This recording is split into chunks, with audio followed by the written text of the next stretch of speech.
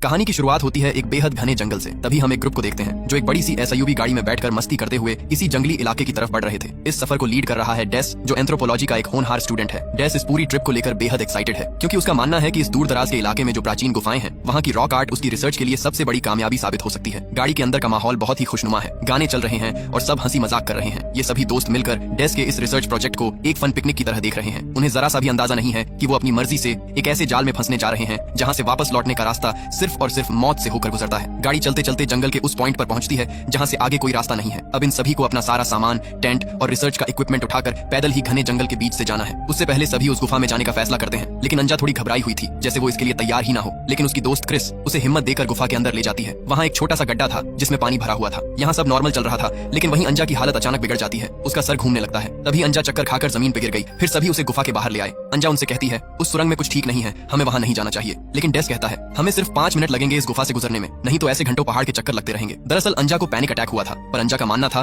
कि ये उससे अलग था। सभी डिसाइड करते हैं कि अंजा गाड़ी लेकर पहाड़ के उस ओर मिलेगी, जबकि बाकी लोग इस गुफा से होते हुए जाएंगे। फिर सभी उस गुफा से होते हुए दूसरी साइड निकलते हैं। वहीं अंजा भी गाड़ी लेकर उनके पास पहुंच जाती है, जहां बाकियों ने कैंप लगाया था। सभी अपना सामान लेकर कैंप की ओर बढ़ते हैं, क्योंकि पैदल चलकर सभी थक गए थे, इसलिए वो थोड़ा आराम करने का फैसला करते हैं। वहीं अंजा और वॉरेन एक तालाब के किनारे फ्रेश होने के लिए जाते हैं। तभी उन्हें जमीन पे एक बोतल पड़ी मिली, जिसे कीड़ों ने काटकर आधा कर दिया था। ये कीड़े कुछ अजीब से थे। उसके बाद चारों गुफा के बाहर बनी प्राचीन आकृतियां देखते हैं। तभी अंजा उन आकृतियों को छूने की कोशिश कर रही थी, लेकिन डेस ने उसे ऐसा करने से मना कर दिया। क्या कर रही हो तुम, यहाँ कुछ मत छूना। फिर अंजा और वॉरेन डिनर की तैयारी के लिए वहाँ से चले जाते हैं। डेस उन आकृतियों को बारीकी से देख रहा था, हालांकि उन्हें अभी तक इन आकृतियों के बारे में ज्यादा पता नहीं लगा था। इसी बीच क्रिस के पैरों पर किसी ने हमला किया। ये देखकर डेस तुरंत चौकन्ना हो गया। तभी वो चीज डेस को मारने के लिए उसके काफी करीब आ गई। वहीं बाकी लोग खाने का इंतजाम कर चुके थे। कुछ देर बाद क्रिस और डेस भी वहाँ पहुंचते हैं। तभी हमें पता चलता है कि क्रिस पे हमला करने वाला एक खरगोश था, लेकिन वो नॉर्मल खरगोशों की तरह नहीं लग रहा था। अब रात को सभी खाना खाकर चिल करते हैं। जंगल का माहौल अब पूरी तरह बदल चुका था। सभी दोस्त कैंप फायर के चारों तरफ बैठे हैं, ड्रिंक्स पी रहे हैं और डरावनी कहानियां शेयर कर रहे हैं। डेस उन्हें उस प्राचीन रॉक आर्ट के बारे में बताता है कि कैसे हजारों साल पहले के आदिवासी मानते थे कि इस जंगल में एक ऐसी बुरी ताकत या बीमारी है जो इंसान के अंदर के जानवर को जगा देती है। जंगल में रात गहरी होती जाती है। इसी बीच मेल को स्विमिंग करने का मूड हो रहा था, इसीलिए वो जल्दी से तालाब की ओर जाती है। मजबूरी में चार्ड को भी उसके पीछे जाना पड़ा। मेल बिना किसी डर के तालाब में स्विम कर रही थी और वो चार्ड को भी आने के लिए कहती है, लेकिन उसका मूड नहीं था। ये देखकर मेल उसे मनाने के लिए पानी से बाहर आती है। तभी चार्ड देखता है कि मेल की पूरी बॉडी पे कीड़े चिपके हुए थे, जिससे सभी उसकी चीख सुनकर मदद के लिए आ जाते हैं। कीड़े निकालने के बाद मेल अपने कैंप में चली जाती है, क्योंकि रात बहुत हो चुकी थी, इसलिए डेस और क्रिस भी अपने कैंप में चले गए। वहीं अंजा और वॉरेन अपनी लाइफ के बारे में बातें कर रहे थे। कुछ देर साथ में वक्त बिताने के बाद अंजा को भी नींद आने लगी थी, इसलिए वो भी सोने चली गई। वॉरेन वहीं बैठकर निगरानी करता है। इसी बीच रात और भी गहरी हो जाती है और जंगल में एकदम सन्नाटा था। सभी गहरी नींद में थे। तभी चार्ड अंजा को जगाता है, क्योंकि मेल को बुखार आ चुका था। दोनों उसे शांत होने को कहते हैं। सभी इस बात को नॉर्मली ले रहे थे। डेस कहता है, हम उसे बुखार के लिए दवा दे देते हैं, फिर देखते हैं सुबह तक क्या होता है। इसके बाद सभी फिर से सोने चले जाते हैं। लेकिन मेल को देखकर लग रहा था कि उसकी हालत ठीक नहीं लग रही। जब मेल दवा के लिए पानी पी रही थी, तब उसके मुंह से खून निकल रहा था। इसके बाद हम फिर जंगल में गहरी रात देखते हैं। इसी बीच मेल अचानक बेचैन हो उठती है और चार्ड पे चढ़ने लगती है। उसकी ऐसी हालत देखकर अंजा फिर से आती है। मेल के मुंह पे खून लगा था और तभी उसके दांत भी टूट कर गिर रहे थे। वो बेतहाशा दर्द में तड़प रही थी। ये देखकर चार्ड उसे डॉक्टर के पास ले जाने को कहता है, लेकिन डेस बिना उन आकृतियों के राज जाने यहाँ से नहीं जाना चाहता। फिर डेस खुद उसकी हालत देखने के लिए गया। अब उसे भी समझ आ चुका था कि डॉक्टर के पास जाना ही सही रहेगा। डेस और क्रिस यहीं रहने का फैसला करते हैं। फिर सभी मेल को उठाकर गाड़ी के पास ले आते हैं। लेकिन हैरान कर देने वाली बात ये थी कि उनकी गाड़ी के टायर्स को कीड़ों ने काटकर बर्बाद कर दिया था। इस वक्त उन्हें कुछ भी समझ नहीं आ रहा था। मजबूरी में सभी को फिर से कैंप में लौटना पड़ा। चार्ड मेल को कैंप के अंदर ले जाता है। सभी इसी उम्मीद में थे कि मेल जल्दी से ठीक हो जाएगी। उस खौफनाक रात के बाद सभी अगले दिन यहाँ से निकलने वाले थे। डेस गुस्से में चार्ड पे चिल्लाता है, तुम अपनी गर्लफ्रेंड को संभाल नहीं सकते? तुमने उसे पानी में क्यों जाने दिया? अब उनके पास बाहर जाने का एक ही रास्ता था, सभी को उस गुफा में से जाना होगा। इसी बीच क्रिस की नजर मेल पे पड़ी। उसका बर्ताव कुछ ठीक नहीं लग रहा था और उसके पास से सड़ी हुई बदबू आ रही थी। जैसे मेल पीछे मुड़ी तो उसके हाथों में मरा हुआ खरगोश था। उसके दांत अजीब तरीके से बाहर की तरफ निकले हुए थे और नुकीले हो चुके थे, जैसे किसी जंगली शिकारी जानवर के हों। तभी मेल सीधे चार्ड पे टूट पड़ी और उसे जमीन पे गिरा दिया। इससे पहले कि वो कुछ करती, डेस ने पास ही पड़ी जलती लकड़ी का टुकड़ा उठाया और उससे मेल को डराने की कोशिश की। आग देखकर मेल सीधे जंगल में भाग गई। सभी हैरान थे कि उसके साथ हुआ क्या। इस झड़प में चार्ड का हाथ बुरी तरह जख्मी हो गया था। उनका सारा सामान गाड़ी में था, इसलिए वॉरेन जल्दी से भागकर गाड़ी की ओर जाता है। चार्ड का जख्म इतना गहरा था कि उसे जल्द ही इलाज चाहिए था।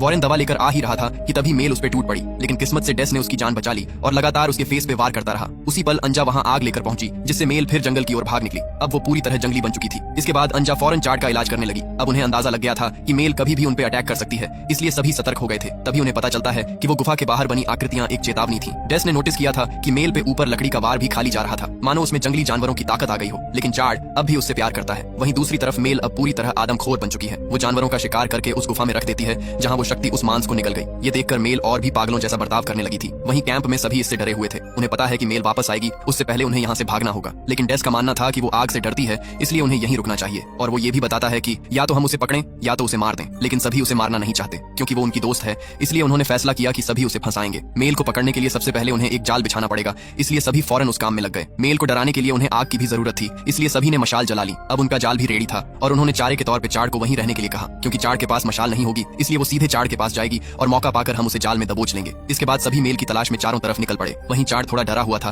कि कहीं मेल उसे मार न दे। सभी मशाल लेकर उस आदमखोर की तलाश कर रहे थे। तभी वॉरेन को झाड़ियों में से कुछ आवाज आई और मेल ठीक उसके पास में खड़ी गुर्रा रही थी, लेकिन वॉरेन के पास मशाल थी, इसलिए वो डरकर भाग गई। वहीं दूसरी ओर अंजा की मशाल बुझने लगी थी। इस मौके का फायदा उठाकर मेल उसे अपना शिकार बनाने वाली थी। तभी अंजा की आवाज सुनकर वॉरेन तुरंत मदद के लिए आ पहुंचा, लेकिन मेल उनके पीछे ही पड़ गई। दोनों उसे कैंप के पास ले आए, फिर उन्होंने वहां पड़ी मशालें उठा ली। तभी मेल की नजर चाड़ पे पड़ी और वो उसके पीछे पड़ गई, लेकिन मेल सीधे उनके बिछाए हुए जाल में फंस गई। डेस ने जल्दी से रस्सी को पेड़ से बांध दिया ताकि वो बाहर न निकल पाए। वॉरेन कहता है, आखिरकार हमने इसे पकड़ ही लिया, अब बताओ इसके साथ क्या करना है। इस बात को लेकर सभी बहस करने लगे थे। इसी बीच मेल जाल से छूटकर नीचे कूद पड़ी। इससे पहले वो फिर हमला करती। सभी ने उसे रस्सियों से जकड़ लिया, लेकिन मेल ने अपने नुकीले दांतों से उन रस्सियों को काट दिया और वॉरेन और चाड़ के पीछे पड़ गई। लेकिन मौके पे अंजा ने उसके सिर पे वार कर दिया, जिससे मेल वहीं गिर गई। सभी को लगा कि खतरा अब टल गया है, लेकिन तभी मेल फिर से वॉरेन पे टूट पड़ी और उसके गले को बुरी तरह चीर डाला। इसके बाद वो बाकियों को मारने के लिए उनके पीछे पड़ गई। अंजा ने देखा कि वॉरेन को बचाना नामुमकिन है। वहीं मेल खौफनाक मुस्कुराहट के साथ नदी के उस पार चली जाती है। उसके जाने के बाद डेस तालाब में से बाहर निकलता है। वो फौरन सभी को उसके शरीर की जांच करने को कहता है। ध्यान से देखो, कहीं मेरी बॉडी पे कीड़े तो नहीं है ना। लेकिन डेस के शरीर पे कुछ नहीं था। वहाँ अंजा वॉरेन को होश में लाने की कोशिश कर रही थी, लेकिन तब तक वॉरेन मर चुका था, जिससे वो बुरी तरह रोने लगती है। रात को सभी कैंप के पास आग जलाकर बैठे थे। डेस कहता है कि हमें उसे जल्दी ही मारना होगा, लेकिन चार्ड अब भी मेल की बीमारी के बारे में जानना चाहता था और उसकी मदद करने के लिए कहता है, तुम्हारा दिमाग तो ठीक है ना, वो हमें मार देगी।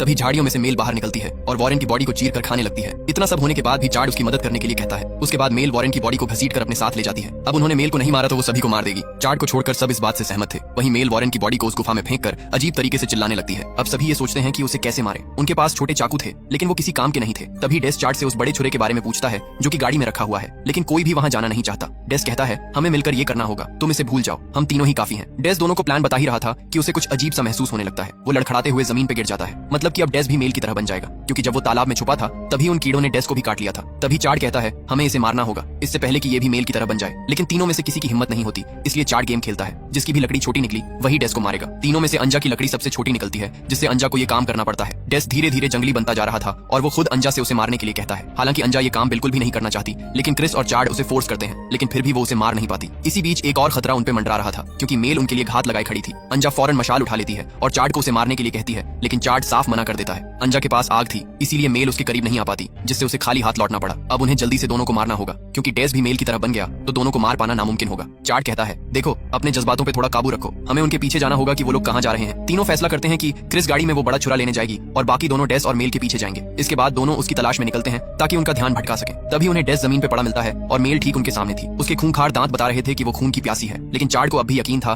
कि वो ठीक हो सकती है, इसलिए वो मेल का फेवरेट डैडी बियर भी साथ लाया था। चार्ड उसे नुकसान नहीं पहुंचाना चाहता, इसलिए वो मशाल को नीचे रखने लगता है, लेकिन यही उसकी सबसे बड़ी बेवकूफी थी। अगले ही पल मेल उस पे टूट पड़ी। अंजा किसी तरह डेस को मारने ही वाली थी, लेकिन मेल को अपनी ओर आते देख उसे वहां से भागना पड़ा। वहीं क्रिस गाड़ी में छुरा खोजने की काफी कोशिश करती है, लेकिन अभी तक उसे वो नहीं मिला। अंजा अपनी जान बचाने के लिए काफी छुपती है, लेकिन वो मेल से बच नहीं पाती और वो उसे घसीटते हुए ले जाने लगती है। लेकिन अंजा किसी तरह अपने आप को छुड़ाकर उस गुफा के अंदर चली गई। तभी अंजा नोटिस करती है कि मेल गुफा में आने से डर रही है। वहीं क्रिस को गाड़ी के एक कोने में वो छुरा पड़ा मिला, लेकिन ठीक उसके सामने डेस खड़ा था, जो अब मेल की तरह बन चुका है। तभी गाड़ी की डिक्की खुल गई। ये देखकर क्रिस ने जल्दी से छुरा उठा लिया, क्योंकि वो किसी भी हालत में मरना नहीं चाहती थी। लेकिन डेस उसका पीछा नहीं छोड़ता और लगातार उसके करीब आ रहा था। उनकी चीखें सुनकर मेल भी उसी ओर दौड़ पड़ी। अब क्रिस का बच पाना मुश्किल था और डेस उस पे टूट पड़ा। तभी मेल ने डेस को दूर धकेल दिया, क्योंकि वो उसका शिकार है। दोनों शिकार के लिए लड़ रहे थे। वहीं क्रिस अपनी जान की भीख मांग रही थी, लेकिन ये दरिंदे उसे घसीट कर अपने साथ ले जाते हैं। ये दर्दनाक नजारा देखकर दोनों की रूह कांप जाती है। अब सिर्फ ये दोनों ही बचे थे। अंजा चार्ड पे चिल्लाती है, तुमने मशाल नीचे क्यों रखी? वो जो बाहर है वो मेल नहीं है, तुम उस तक नहीं पहुंच सकते। तभी जंगल में से क्रिस की दर्दनाक चीखें सुनाई देती हैं। अंजा जानती थी कि ऐसे ही चलता रहा तो वो भी मारे जाएंगे। अंजा भागती हुई उस जगह जाती है जहाँ क्रिस के हाथों से वो छुरा गिरा था। काफी कोशिश के बाद उसे वो मिल जाता है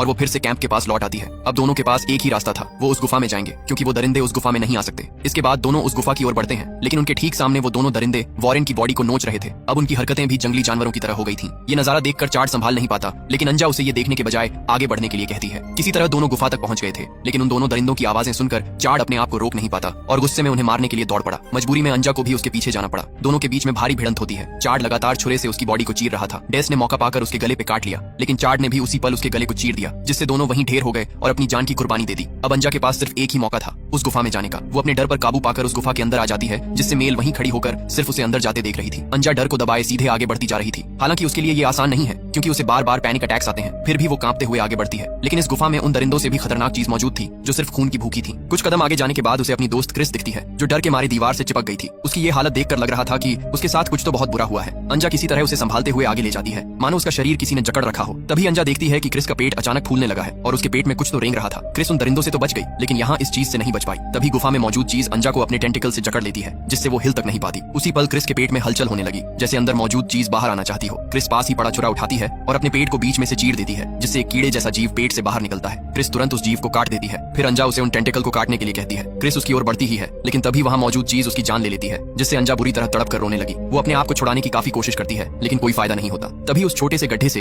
एक अजीब और विशालकाय मांस का मॉन्स्टर बाहर निकला। वो मॉन्स्टर अंजा पे लगातार वार करके उसे घायल करना चाहता था, ताकि उसके पेट में भी अपने जैसे एक मॉन्स्टर पैदा कर सके। जैसे ही अंजा बेहोश होती है, मॉन्स्टर अपनी पकड़ छोड़ देता है, लेकिन तभी अंजा पास में पड़ा छुरा उठाती है और उस मॉन्स्टर पर लगातार वार करके उसे ढेर कर देती है, जिससे उसे बाहर भागने का मौका मिल गया और उसकी जान बच गई। अंजा ठीक से सांस तक नहीं ले पाई थी, तभी घात लगाए बैठी मेल उस पे टूट पड़ी। अंजा अपनी पूरी ताकत से उसे पेड़ पे दे मारती है, जिससे मेल काफी घायल हो जाती है। अंजा बिना वक्त बर्बाद किए एक पत्थर उठाती है और उसे मेल के सिर पे दे मारती है, जिससे उसकी खोपड़ी के चिथड़े उड़ जाते हैं। आखिर में अंजा ही इस जंगल में अकेली बचती है। इसी के साथ ये मूवी यहीं खत्म होती है।